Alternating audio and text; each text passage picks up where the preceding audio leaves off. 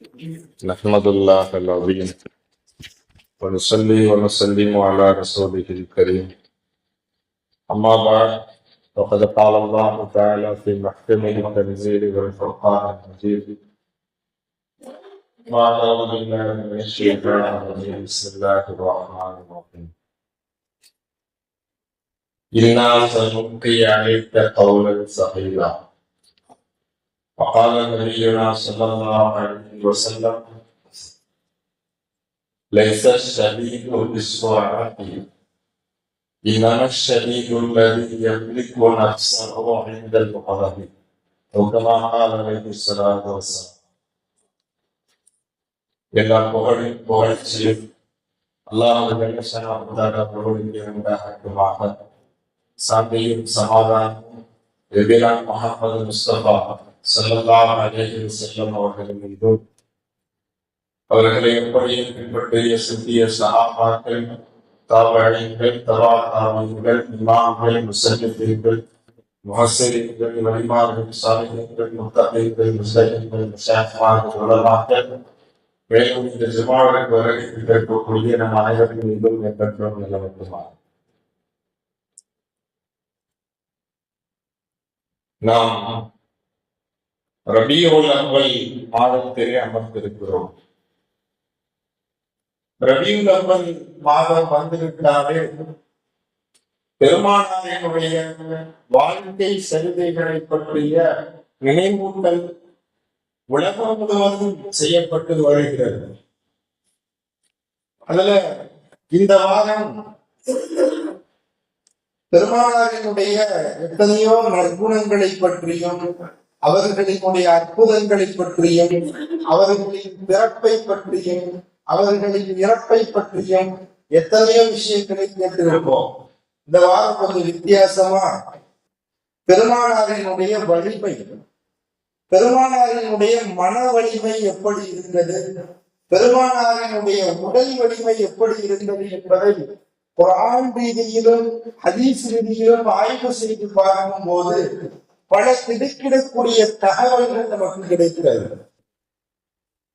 முதல்ல நம்ம நினைச்சு பார்க்கக்கூடிய விஷயம், பெருமானாரின் மீது இறங்கிய இந்த குர்ஆன் இருக்குது.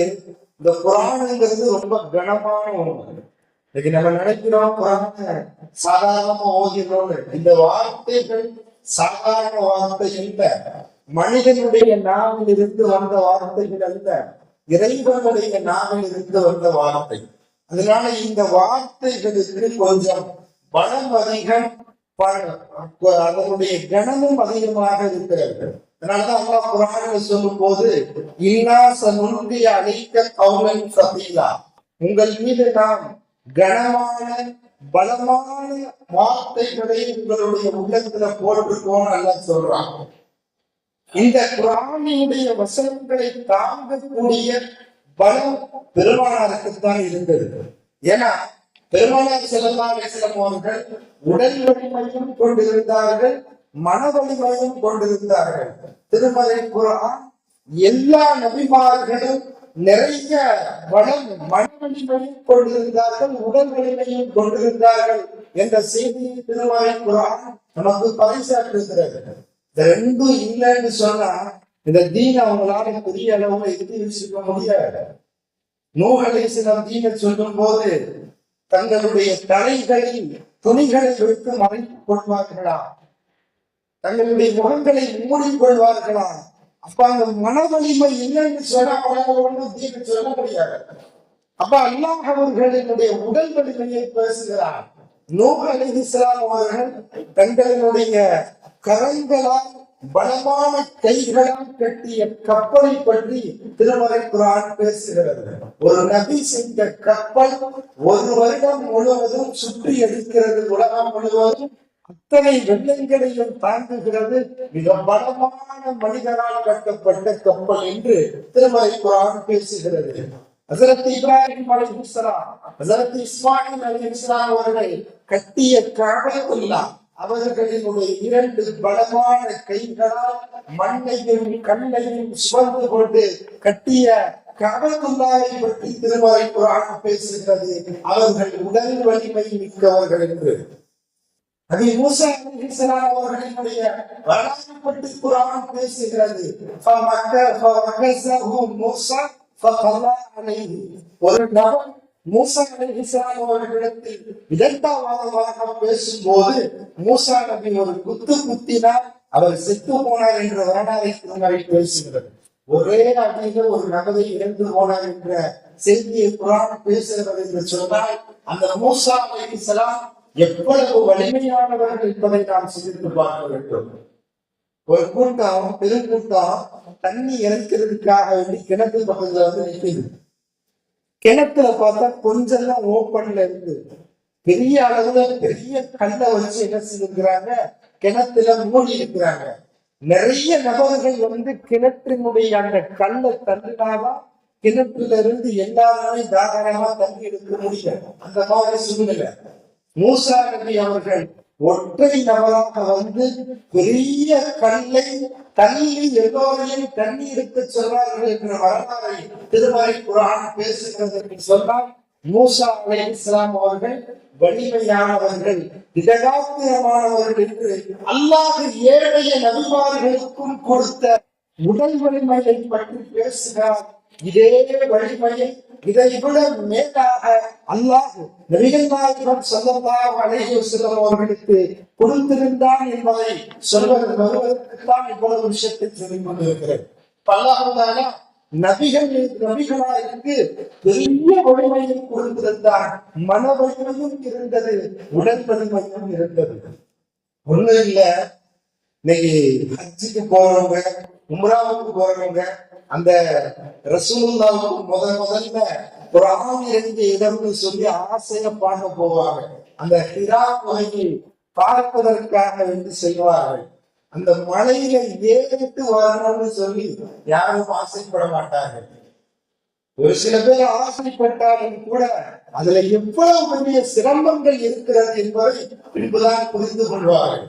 அது எவ்வளவு உயரமான மலை, எவ்வளவு பெரிய சருகலான மலை, எப்படி அதை கடக்க வேண்டும் என்று ஒரு சமயம் ஒரு நிமிடம் மலைத்து போகக்கூடிய ஒரு மலையாக அது தோன்றும். அந்த மலையில தனிநபராக சென்று அது மலை உச்சியில போய் அந்த குகைக்குள்ள இருந்துகிட்டு அல்லாஹ்வை நினைச்சு தியானம் செய்து திக்ரு செய்து தொழுத பெருமானார் ஸல்லல்லாஹு அலைஹி வஸல்லம் இங்கே பசிக்கிறது என்று சொன்னால் அன்னை ஹதீஜா எடுத்து வரக்கூடிய உணவை வாங்குவதற்காக மேல இருந்து கீழே, திரும்ப கீழே இருந்து மேல போறது, மேல இருந்து கீழே, கீழே இருந்து மேல போறது, இப்படியாக பெருமானார் ஸல்லல்லாஹு அலைஹி வஸல்லம் அந்த மலையின் மீது ஏற இறங்க இருந்திருக்கிறார்கள் என்று சொன்னால் பெருமானாரினுடைய உடல் வலிமை எந்த அளவு இருந்திருக்கிறது என்பதை கொஞ்சம் யோசித்து பார்க்க வேண்டும். அதுல ஏறினவங்க கூட இந்த சபையில் இருக்கலாம், வாய்ப்பு இருக்குது. ஏறினவங்களுக்கு தெரியும் எவ்வளவு பெரிய கஷ்டம்னு சொல்லி. சூடான் நாட்டினுடைய மிகப்பெரிய மார்க்க அறிஞர் 1959 27 வயசுல நல்ல ஒரு திடாத்திரமான வாலிபர். சூடான் நாட்டுக்காரங்களை பத்தி நம்ம எல்லாத்துக்கும் தெரியும். அங்க கஅபத்துல்லாஹ் தவாப் செய்யும் போது அவங்க காலை வச்சு நம்ம காலை மிதிச்சாவே நகமெல்லாம் பேர்ந்து போயிடும். அந்த அளவுக்கு ஆள் பார்க்க பாடியா நல்ல உயரமா கட்டுடை கொண்டவர்களாக இருப்பார்கள். அந்த சூடான் நாட்டுக்கார ஆலயம் சொல்றாங்க, நாம் 27 வயதில் பெருமானார் ஏறி இறங்கிய இடமல்லவா, திருமறை குர்ஆன் இறங்கிய இடமல்லவா என்று ஆசையோடு ஏறினேன். நான் நல்ல திடகாத்திரமாக இருந்து நிறைய பயிற்சிகள் செய்யக்கூடியவர்களாக இருந்து, ஆனா என்னாலேயே அந்த மலையில ஏறி இறங்கக்குள்ளாட்டியும் என் உடலெல்லாம் வழி எடுக்க போகின்றதுன்னு சொன்னா அந்த பெருமானார் காலை மாலை உணவு சாப்பிடுவதற்காக வேண்டி கீழே இறங்கி ஏற, தண்ணி பருகுவதற்காக வேண்டி கீழே ஏறி இறங்க, இப்படியாக அந்த மலையிலே சஞ்சரித்திருந்தார்கள் என்று சொன்னால் பெருமானாரினுடைய உடல் வலிமை எந்த அளவிற்கு பலம் பெற்றதாக இருக்கும் என்பதை நாம் சிந்தித்து பார்க்க வேண்டும். இந்த குர்ஆன் இருக்குது, இந்த வசனங்கள் இருக்குது, இது இறங்குறதுங்கிறது சாதாரணமானது இல்ல. ஒரு சாதாரண குர்ஆன் ரொம்ப நேரம் ஓதுறோம்னு சொன்னா முதுகெல்லாம் வழி எடுக்க ஆரம்பிச்சிடும். நமக்கெல்லாம் எத்தனையோ காலங்கள் தாண்டி குரான் வந்து விட்டது. அதே குரான அல்லாஹ்ட்ட இருந்து டைரக்டா பெருமானாருக்கு இறங்குதுன்னு சொன்னா எந்த அளவுக்கு பெருமானாருக்கு கஷ்டமா இருக்கும். அல்லாஹ் சொல்ல ஜிப்ரீல் அலைஹிஸ்ஸலாம் எடுத்துட்டு வந்து இங்க கொடுக்குறான்னு சொன்னா அதை தாங்கக்கூடிய சக்தி உலகத்துல வேண்டுமா இல்லையா? அந்த வலிமை பெருமானாருக்கு இருந்தது. அதற்கு அவங்க ரசூலுல்லாஹ் கேட்கிறாங்க, யா ரசூலல்லாஹ் கைஃப யஅதீகல் வஹி, உங்களிடத்தில் வஹி குர்ஆன் ஆயத்துகள் குர்ஆன் வசனங்கள் எப்படி இறங்கும்னு கேட்கிறாங்க. பெருமானார் சொன்னார்களா, அஹ்யானன் யஅதீனி மிஸ்ல சல்சலத்தின் ஜரஸ் வஹுவ அஷத்துஹு அலைய, சில சமயம் ஏதோ மணி அடிப்பதை போல ரீங்காரம் எழுவதை போல எங்க வந்து திடீர்னு குர்ஆனுடைய வசனங்கள் இறங்குவோம், என்னால தாங்க முடியாதுன்னு சொல்றாங்க பெருமானார் ஸல்லல்லாஹு அலைஹி வஸல்லம். நம்ம இடத்துலதான் இறங்குச்சுன்னு சொன்னா நம்ம ஹயாத்தா உயிரோடு இருப்போமான்னு சொல்ல முடியாது. பெருமானாருக்கு அந்த ஆற்றலை எல்லாம் கொடுத்திருந்தால் அந்த அளவிற்கு வலிமையாக இருந்தார்கள். இருந்தும் கூட பெருமானார் சொல்லக்கூடிய வார்த்தை அசத்துவ அடைய ரொம்ப கஷ்டமா இருக்கும்னு சொல்றாங்க. ஆயிஷா ரலியல்லாஹு சொல்றாங்க, சில சமயங்கள்ல கடுமையான குளிர் காலத்துல குர்ஆனுடைய வசனங்கள் இறங்கும். மதீனாவினுடைய குளிர் என்பது அங்கு சென்றவர்களுக்கு தெரியும், எந்த அளவுக்கு கடுமையான குளிரா இருக்கும்ங்கிறது தெரியும். அந்த குளிர்ல குர்ஆன் ஆயத்து இறங்குச்சுன்னு சொன்னா, குர்ஆன் ஆயத்து இறங்கி முடிச்சதுக்கு பின்னாடி பெருமானாருடைய தலை முதல் உடல் முழுவதும் வேர்வையாக சொல்லிக் கொண்டே இருக்கும்னு சொல்றாங்க ஆயிஷா ரலியல்லாஹு. வஹீயுடைய தாக்கம், குர்ஆனுடைய வசனங்கள் இறங்கக்கூடிய தாக்கம் அந்த அளவுக்கு கடுமையாக இருக்கும்னு சொல்றாங்க. ஒரு தடவை ஸைத் இப்னு சாபித் ரலியல்லாஹு ரசூலுல்லாஹோட உட்கார்ந்து இருக்கிறாரு. சபையில உட்கார்ந்து இருக்கும் போது கடுமையான கூட்டம். அதுல ஸைத் ரலியல்லாஹுடைய தொடை மேல லைட்டா உரசனாப்ல ரசூலுல்லாஹ்வுடைய தொடை இருக்குது. அந்த நேரம் பார்த்து குர்ஆனுடைய வசனம் இறங்க ஆரம்பிச்சிருச்சு. ஸைத் ரலியல்லாஹு சொல்றாங்க, என் கால் உடைஞ்சு போயிருமோன்னு எனக்கு பயம், கடுமையான வழி, திடீரென்று வழி அதிகரிக்க ஆரம்பித்து விட்டது. கடுமையான வழியை பொறுத்து கொள்ள முடியவில்லை. அந்த அளவிற்கு குர்ஆனினுடைய வசனங்கள் இருக்கும் போது பெருமானாருக்கு ஏற்படக்கூடிய வழி எந்த அளவிற்கு இருக்கும். பக்கத்துல லேசா ஒரு சில என் தொடையினுடைய எலும்புகளை உடைந்து விடும் போடலுக்கு இருந்துச்சுன்னு சொல்ல பெருமானாருக்கு எவ்வளவு கஷ்டமா இருக்கும்னு சொல்றாங்க ஸைத் ரலியல்லாஹு. அதனாலதான் ஆயிஷா ரலியல்லாஹு சொல்றாங்க, ஒட்டகம் என்பது பாலைவனத்தினுடைய கப்பல். அந்த பாலைவனத்தினுடைய கப்பலாக இருக்கக்கூடிய ஒட்டகத்துல பெருமானார் உட்காரும் போது திடீரென்று குர்ஆனுடைய வசனங்கள் இறங்கிதான் அந்த ஒட்டகம் தாங்க முடியாம கீழே உட்கார்ந்து தலையை சாச்சு கத்த ஆரம்பிச்சிருமா. அந்த அளவிற்கு பலமானதாக இருக்கும் குர்ஆனுடைய வசனங்கள். அந்த வசனங்களை தாங்கக்கூடிய பலம், ஆற்றல் அல்லாஹ் பெருமானாருக்கு கொடுத்திருந்தார் என்பதை பார்க்க முடிகிறது. பெருமானாருடைய பிடியெல்லாம் இரும்பு பிடியாகத்தான் இருந்தது. முதல்ல எல்லாம் ஆரம்ப காலத்துல இஸ்லாத்தை ஏற்றுக்கல. ஒரு கட்டத்துல சகோதரியின் மூலமாக அவங்க இஸ்லாத்தை ஏற்றுக்கொள்ளக்கூடிய நிலை ஏற்படுகிறது. நேர போய் என்ன செய்யறாங்க, ரசூலுல்லாஹ்வுடைய வீட்டு கதவை தட்டுறாங்க. அப்ப அந்த நேரத்துல சில சஹாபாக்கள் எல்லாம் இருக்கிறாங்க, ஹம்சா ரலியல்லாஹு இருக்கிறாங்க. இங்க உமர் ரலியல்லாஹு பத்தி எல்லாத்துக்கும் தெரியும், வீரத்திற்கு பெயர் போனவர்கள். ரொம்ப துடிப்பா போய் கதவை திறந்தான்னு தட்டுறாங்க. இங்க உள்ள இருக்கிற எல்லாரும் பயப்படுறாங்க, ஐயோ உமர் கோபக்காரனாச்சு, அவர் போய் தொடர்ந்து ஏதோ செஞ்சுட்டாருன்னு என்ன செய்யறது அப்படின்னு பயந்துகிட்டு என்ன செய்யறாங்க, எல்லாம் நடுங்கிட்டு இருக்கிறாங்க. அந்த நேரத்துல ஹம்சா ரலியல்லாஹு சொன்னாங்களா,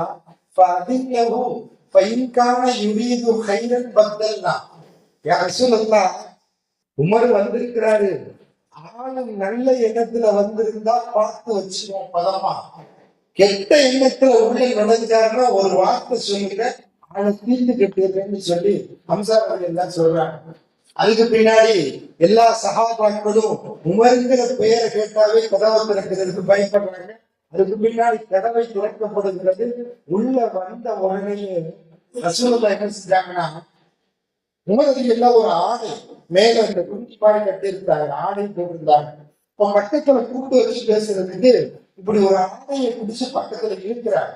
இழுத்து பக்கத்துல வச்ச உடனே பெருமானார் ஸல்லல்லாஹு அலைஹி வஸல்லம் அவர்கள் உமரது எல்லாத்த கேட்கிறாங்க, மாஜா பிக்க இப்னல் கிதாப் ஹத்தாப் ஃபவல்லாஹி மா அராக்க அன் தன்தஹி ஹத்தா யன்ஸிலுல்லாஹு பிக்க காரியத்து. உமரே, இந்த நேரத்தை என்ன தேடி நீங்க வந்திருக்கீங்கன்னு சொன்னா ஏதோ ஒரு பெரிய பிரச்சனை உங்களுக்கு நடந்திருக்குது, என்ன பிரச்சனைன்னு சொல்லுங்கன்னு சொல்லிட்டு தூரத்துல இருந்த உமரினுடைய இடுப்பு கைலியை பிடித்து பெருமானார் பக்கத்தில் எடுத்து பேசுகிறார்கள். பேசினோடனே உமரது என்ன சொல்றாங்கன்னா, நான் இஸ்லாத்தை ஏற்றுக்கொள்வதற்காக வந்திருக்கிறேன்னு சொல்றாங்க. பெருமானார் களிமா சொல்லி இஸ்லாத்தை ஏற்றுக்கிட்டாங்க, களிமா சொல்லி கொடுக்குறாங்க, அவருக்கு இஸ்லாத்தை ஏற்றுக்கொள்கிறார். அதுக்கு பின்னாடி உமரது என்ன சொல்றாங்க, அன்னைக்கு ஒரு நாள் ரசூலுல்லாஹை நான் பார்க்க செல்லும் போது சாதாரணமாக என் கைதியை பிடிச்சு பக்கத்துல அந்த இடுப்பு கையை பிடிச்சு இழுப்பாங்க, கூட்டு வச்சுதான் இழுத்தாங்க. பெருமானாரினுடைய அந்த பிடி எனக்கு பல நாள்களாக வழி இருந்தது. பெருமானாரினுடைய அந்த கைப்பிடியினுடைய வழியை என்னால் பொறுத்துக் கொள்ள முடியவில்லைன்னு சொன்னாங்கன்னா, பெருமானார் சாதாரணமாக பிடித்த அந்த பிடி எவ்வளவு வலிமையானதாக இருந்தது என்பதை பார்க்க முடிகிறது. ஒரு மல்யுத்த வீரரையே பெருமானார் வீழ்த்திட்டாங்க.